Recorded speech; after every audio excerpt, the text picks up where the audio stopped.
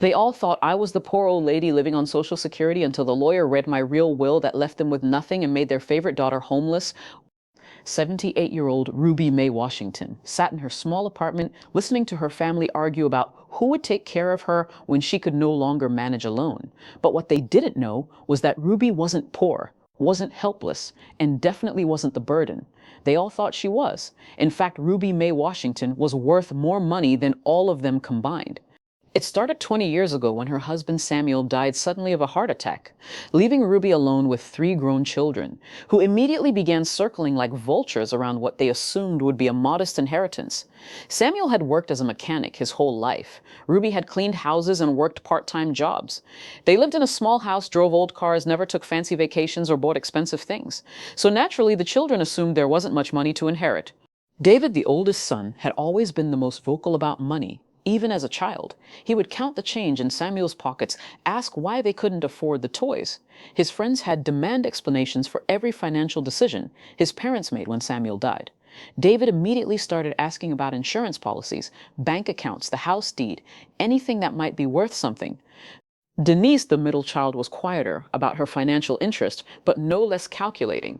She would visit Ruby weekly, not out of love, but to assess what Ruby still owned, what might be valuable, what could be sold. She would comment on Ruby S. jewelry, suggest that certain pieces might be safer in a safety deposit box, offer to help organize Ruby S. Important papers. Sharon, the youngest, had always been the favorite, spoiled from birth, given everything she asked for, even when the family couldn't afford it. She had assumed that this favoritism would continue after Samuel's death, that she would inherit the house, the car, whatever money remained. She made no effort to hide her expectations, often talking about her plans for Ruby's belongings, as if Ruby were already dead. But Ruby was far from dead, and she was definitely not poor.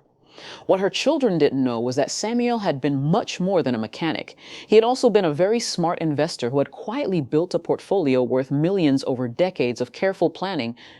It started when Samuel was 25 and working at Johnson Automotive in downtown Cleveland. The owner, Mr. Johnson, was an older black man who had built his business from nothing, but was nearing retirement with no children to inherit the shop. Samuel was not just Johnson's best mechanic. He was also the only employee Mr. Johnson trusted completely. One day, Mr. Johnson called Samuel into his office and made an offer that would change everything. Samuel, I want to retire and I want you to have this business, but I know you don't have the money to buy it outright. So here's what we're going to do. You can buy it from me over 10 years with the profits from the business itself.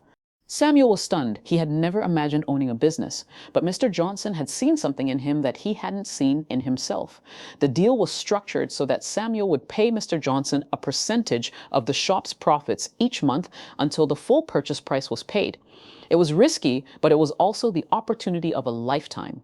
Ruby supported the decision completely, even though it meant years of uncertainty and financial struggle. They kept the arrangement quiet, not wanting to jinx it or deal with family members who might have opinions about their decision. For 5 years, Samuel continued to work as if he were just an employee while secretly building equity in the business. By year 6, Samuel had paid off half the purchase price, and the business was thriving. He had hired 2 more mechanics, expanded the services offered, and built a reputation for honest work at fair prices. But he still lived like a working-class mechanic, driving an old car, living in the same small house, wearing work clothes every day. Ruby continued cleaning houses even though they could have afforded for her to quit, but they had agreed that maintaining their modest lifestyle was important, both for financial security and for privacy. They didn't want family, friends, or neighbors to know about their growing wealth. By year 10, Samuel owned Johnson Automotive outright and had also purchased the building it was housed in, as well as 2 other properties in the neighborhood that came up for sale. Mr. Johnson had not just sold Samuel a business, he had taught him about real estate investment tax strategies and building generational wealth. But Samuel was just getting started with his mentorship from Mr. Johnson and his own natural business sense. Samuel began buying distressed properties in Cleveland, renovating them and either selling them for profit or keeping them as rental properties. Ruby managed the books for all of Samuel's ventures, keeping meticulous records and learning about finance along the way. By the time Samuel died at age 62, he and Ruby owned 17 rental properties, 3 commercial buildings, including the original auto shop, and had over $2 million in various investment accounts. But they had never changed their lifestyle. They still lived in the same small house. Samuel still drove old cars. Ruby still shopped at thrift stores and clipped coupons. The decision to keep their wealth secret had been deliberate and strategic. They had watched too many families torn apart by money, had seen how inheritance expectations could poison relationships between parents and children. They wanted their children to love them for who they were, not what they owned. More importantly, Samuel and Ruby had both grown up poor and understood that sudden wealth could be as destructive as poverty. If not handled carefully, they wanted their children to develop work ethic, personal responsibility, and genuine character before they inherited anything. So when Samuel died, Ruby told the children that there was a small life insurance policy enough to pay for the funeral and cover her basic expenses for a few years. The house was paid off, she said, but there wasn't much else. The children accepted this explanation easily. It fit with what they thought they knew about their parents. Financial situation: David suggested that Ruby sell the house and move into a senior living facility, or better yet, move in with one of the children. Ruby declined politely, saying she wanted to stay in her own home as long as possible. The children interpreted this as stubborn pride from an old woman who didn't understand her limitation. Denise offered to help Ruby apply for food stamps, Medicaid, any government assistance that might be available. Ruby thanked her but said she was managing fine on Samuel's small pension and Social Security. Denise assumed Ruby was too proud to accept help and stopped offering. Sharon began making plans for what she would do with the house when Ruby could no longer live alone. She talked about renovating it, flipping it, maybe keeping it as a vacation rental. She never asked Ruby what she wanted, just assumed that as the favorite daughter, she would inherit everything. For 20 years, Ruby let them believe what they wanted to believe. She lived modestly in her small house, drove a 15-year-old Toyota, clipped coupons and shopped sales. She never mentioned the rental properties that generated significant monthly income, never talked about the investment accounts that continued to grow, never revealed that she was actually quite wealthy. But Ruby wasn't just hiding her wealth. She was watching her children's character carefully over those 20 years, and what she saw disappointed her deeply. David had become increasingly entitled and demanding. He would visit Ruby once a month, usually when he needed money for some get-rich-quick scheme, or when his wife wanted something expensive. He never asked about Ruby's health or happiness, just whether she needed any major repairs done to the house, because he didn't want property values in the neighborhood to decline. He also made increasingly obvious hints about inheritance planning, suggesting that Ruby should think about updating her will, getting her affairs in order, making sure everything would transfer smoothly to her children. He never directly asked what she planned to leave him, but his interest was obvious and mercenary. Denise had developed a pattern of visiting Ruby and cataloging everything in the house. She would ask questions about where certain pieces of furniture came from, whether they were valuable, whether Ruby had ever had them appraised. She would suggest that Ruby should consider giving away some items while she was still alive, to see the joy they brought to family members. But Ruby noticed that Denise only showed interest in things that might be worth money. She never asked for family photos or items with sentimental value, only jewelry, antiques, anything that could be sold. Denise had also started bringing her own daughters to visit, and Ruby could see that she was teaching them to assess and claim items they wanted. Sharon had become the most blatant about her inheritance expectations. She had moved across the country to California and only visited Ruby once or twice a year. But when she did visit, she would walk through the house taking pictures, measuring rooms, talking about her plans for renovating. When she inherited the property, Sharon had also started referring to the house as her future home in conversations with other family members, making it clear that she expected to inherit everything as the youngest daughter. She seemed to believe that Ruby owed her continued financial support, even as an adult.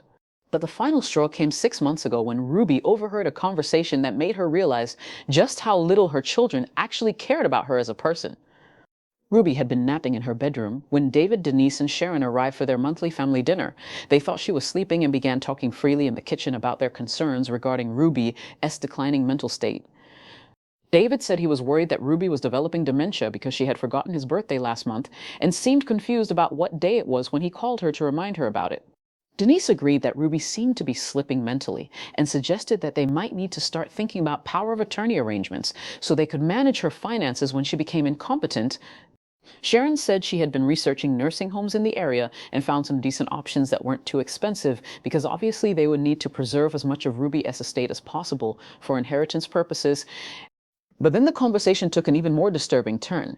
Denise said she had been wondering whether Ruby might be hiding money somewhere because her Social Security and pension didn't seem like enough to maintain the house and pay all her bills.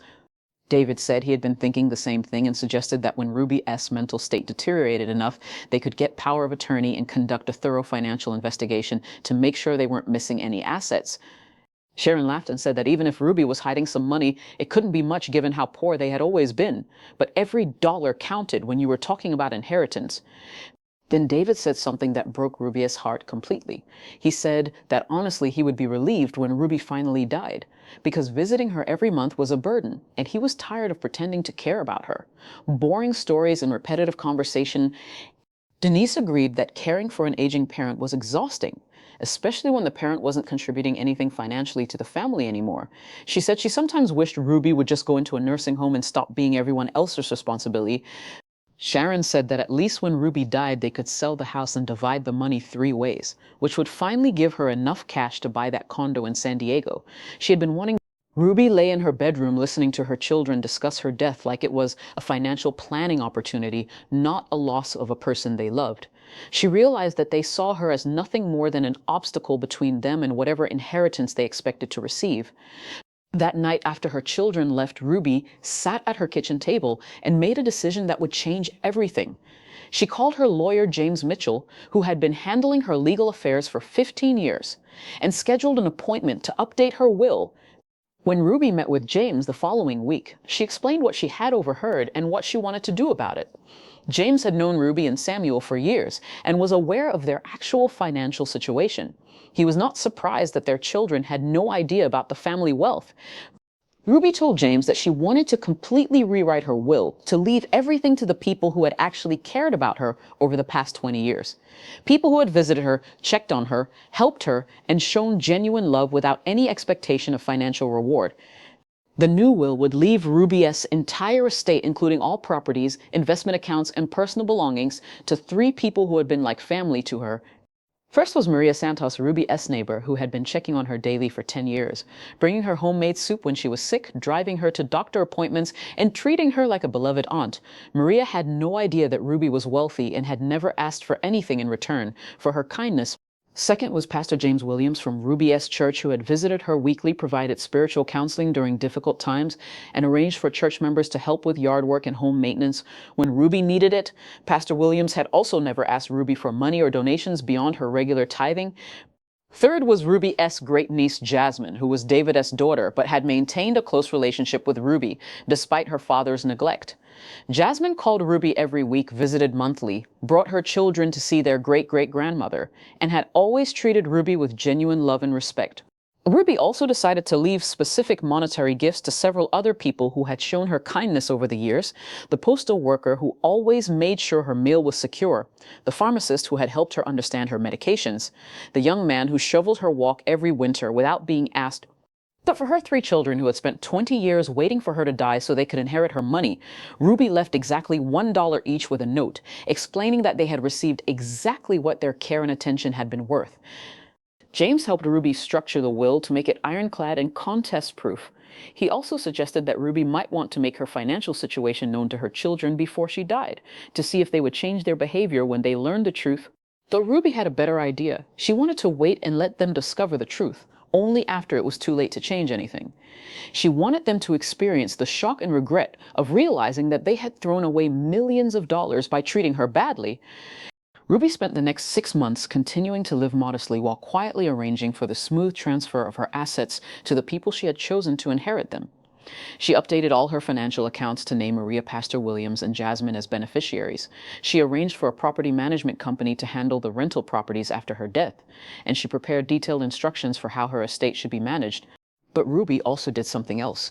She began documenting every interaction with her children, keeping detailed records of their visits, their conversations, and their behavior toward her. She saved voicemail messages where they complained about having to visit her, text messages where they discussed her mental state, emails where they made plans for her property. Ruby wanted to make sure that when the will was read, her children would understand exactly why they had been excluded from her inheritance and would have no grounds to claim that her decision was made due to mental incapacity or outside influence. As Ruby's 78th birthday approached, she began experiencing some genuine health problems. Nothing serious, but enough to require more frequent doctor visits and medication management. Her children interpreted these developments as signs that she was entering the final phase of her life, and their visits became more frequent and more transparent in their motives. David started asking direct questions about Ruby's will, whether she had updated it recently, whether she needed help organizing her important papers, whether she had considered the tax implications of inheritance planning. Denise began suggesting that Ruby should give away some of her possessions while she was still alive, so she could see her children enjoy them. She specifically asked about Ruby's wedding ring, a few pieces of furniture, and some family photographs that she claimed had sentimental value. Sharon flew in from California and spent a week with Ruby, supposedly to help with doctor appointments, but actually to conduct what she called a wellness check on Ruby's mental and physical condition. Sharon asked leading questions designed to test Ruby's memory and decision-making abilities. But Ruby was as sharp as ever, and she recognized exactly what her children were doing. They weren't visiting because they loved her or were concerned about her well-being. They were positioning themselves for the inheritance they expected to receive and trying to assess whether Ruby was still mentally competent enough to change her will. Ruby decided it was time to set her plan in motion. She called James Mitchell and asked him to schedule a family meeting for the reading of her will. She told her children that she had been thinking about her mortality lately and wanted to make sure they all understood her final wishes. The children were delighted, thinking that Ruby was finally going to discuss inheritance planning openly. David immediately asked if he should bring his wife Denise, wanted to know if her daughter should attend. Sharon booked a flight from California that same day. Ruby scheduled a meeting for the following Saturday at James Mitchell's law office. She told her children to arrive at 10 in the morning and that she had some important information to share with them about her estate. That week, Ruby felt a mixture of sadness and anticipation. Sadness because she was about to confirm definitively that her children cared more about her money than about her as a person. Anticipation because she was finally going to reveal the truth about their assumptions and expectation. Saturday morning arrived crisp and clear. Ruby dressed carefully in her best navy blue dress, the one she wore to church on special occasions. She wanted to look dignified and competent for what she knew would be a life-changing conversation. She arrived at James Mitchell's office at 9:30 and spent a few minutes reviewing the documents and discussing the presentation with James. She wanted to make sure everything was handled professionally and legally. At exactly 10 o'clock, David, Denise, and Sharon arrived together. They had clearly discussed the meeting beforehand and seemed excited about what they expected to hear. Ruby greeted them warmly and invited them to sit down in James' office. James began by explaining that Ruby had asked him to read her current will aloud so that everyone would understand her final wishes. He emphasized that this was Ruby's decision and that she was mentally competent and acting of her own free will. Ruby sat quietly watching her children's faces as James began reading the will aloud. The first few paragraphs were standard legal language about Ruby's identity, mental capacity, and the revocation of all previous wills.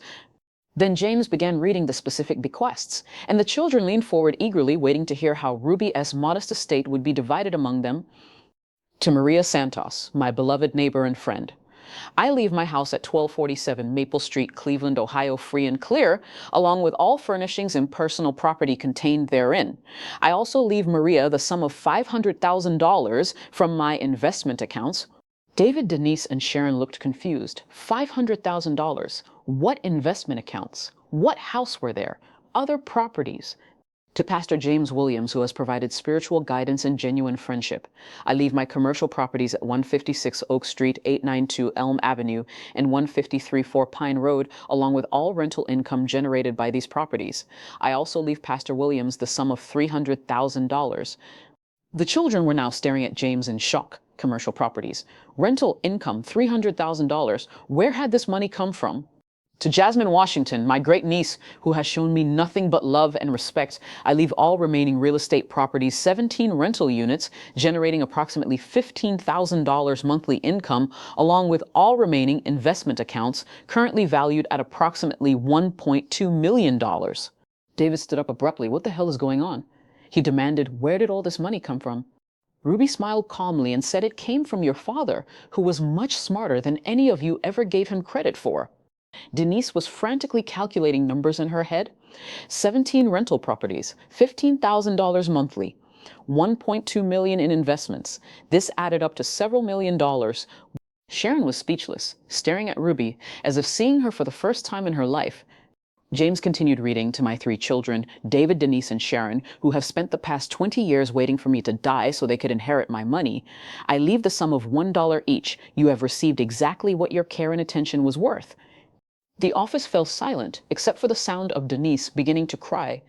Ruby stood up slowly and looked at each of her children, to David, who visited me once a month only when he needed money and spent those visits complaining about having to take time out of his busy schedule.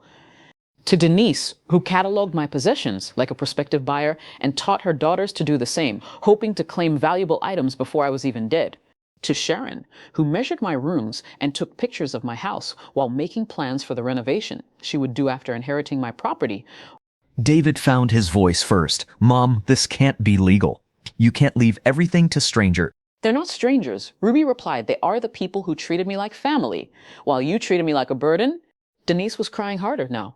But this is our inheritance. This is family money.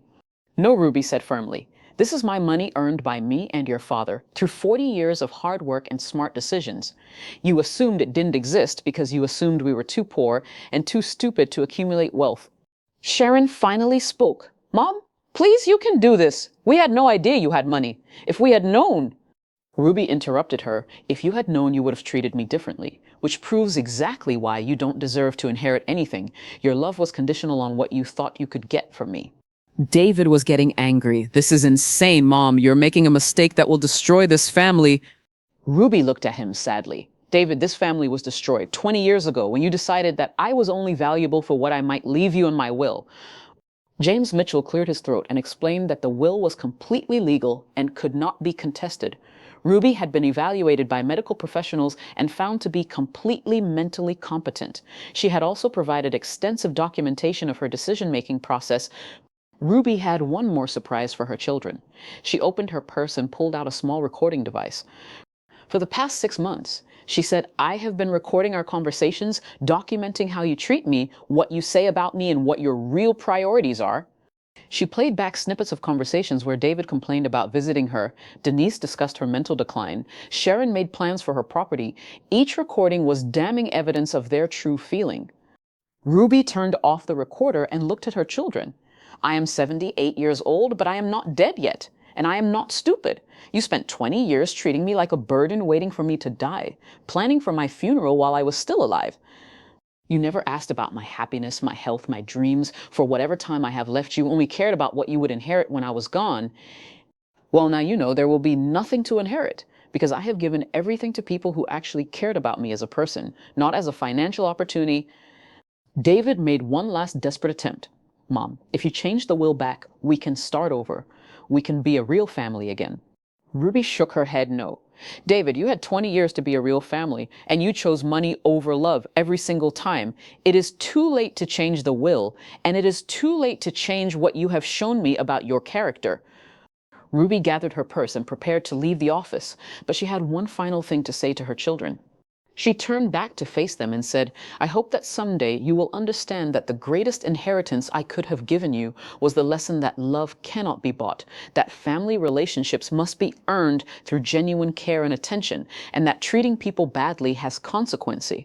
You threw away millions of dollars by treating your mother like a burden. But more importantly, you threw away the opportunity to have a genuine loving relationship with me during the last years of my life. Ruby walked out of the law office, leaving her three children sitting in stunned silence with their dollar inheritance and the knowledge that their assumptions about their poor old mother had cost them everything. 6 months later, Ruby was still living comfortably in Maria Santos' guest room after Maria had insisted that Ruby move in so they could take care of each other. Maria had used some of the inheritance money to renovate her house, creating a beautiful suite for Ruby, complete with her own kitchen and sitting room. Pastor Williams had started a scholarship fund for young people in the community using the rental income from the commercial properties that Ruby had left him. Dozens of kids would receive college educations thanks to Ruby's generosity. Jasmine had quit her stressful job and started a nonprofit organization dedicated to helping elderly people in the community avoid financial exploitation and elder abuse.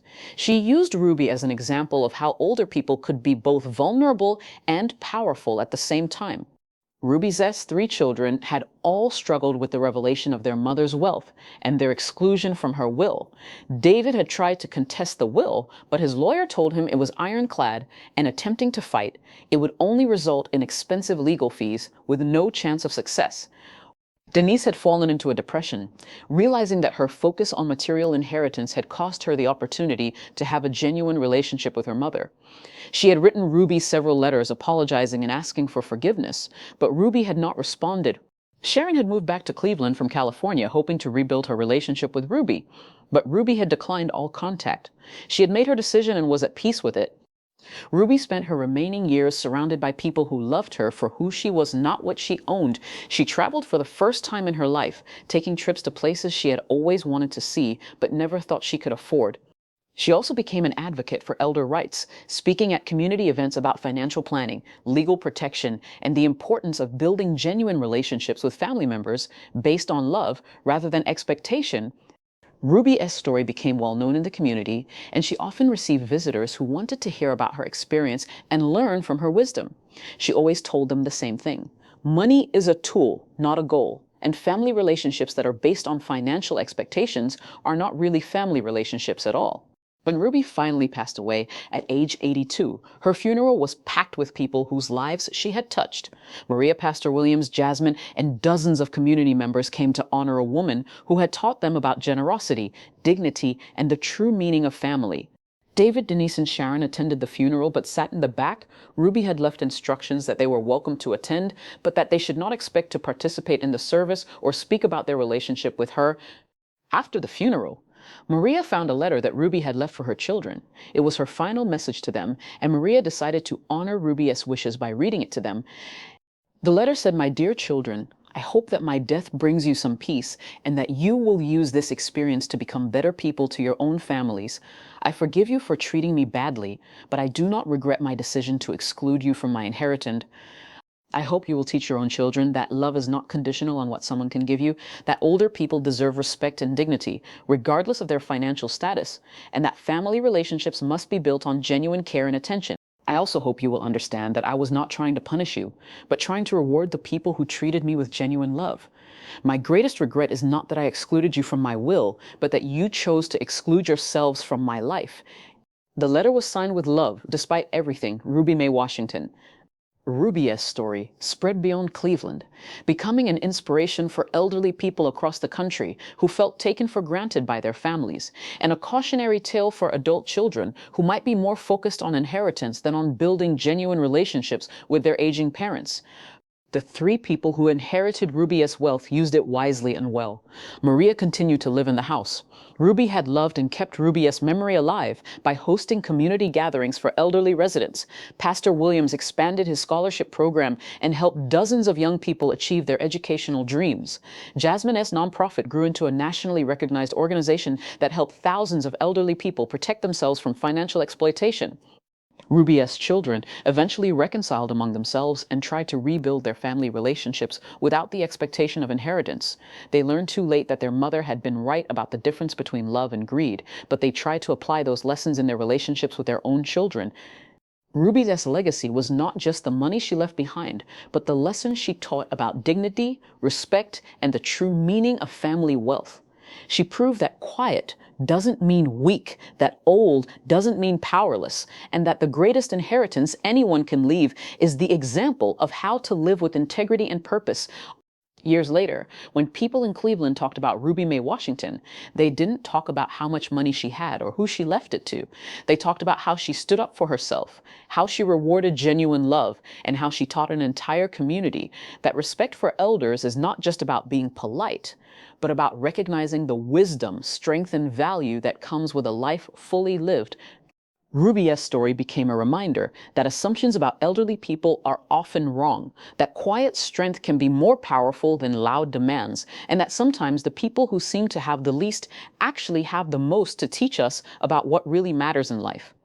The small apartment where Ruby had lived for 20 years after Samuel's death was cleaned out by Maria, who found photo albums documenting 50 years of marriage, detailed financial records showing decades of careful investing, and letters from community members thanking Ruby for her quiet acts of kindness over the years. But perhaps the most telling discovery was Ruby's journal, where she had written her thoughts and feelings during the years when her children were waiting for her to die so they could inherit her money. The journal entries revealed a woman who was hurt by her children's neglect, but determined to use her experience to help others who might be in similar situations. Ruby had written extensively about the loneliness of being seen as a burden, the pain of realizing that her children's visits were motivated by greed rather than love, and her growing determination to ensure that her wealth went to people who would use it to help others. The final entry in Ruby's journal was written just days before her death. It said, "I am at peace with my decisions. I have lived long enough to see that the people I chose to inherit my wealth are using it wisely and well. I have also lived long enough to see that my children are beginning to understand the lessons I tried to teach them. I hope that my story will inspire other elderly people to stand up for themselves and demand the respect they deserve. I also hope it will remind adult children that their parents are not just sources of potential inheritance, but human beings who deserve love, attention, and dignity. Most importantly, I hope people will understand that wealth is not just about money, but about the relationships we build, the people we help, and the legacy we leave behind. True wealth is measured not by what we accumulate, but by what we give and how we treat the people who cannot give us anything in return."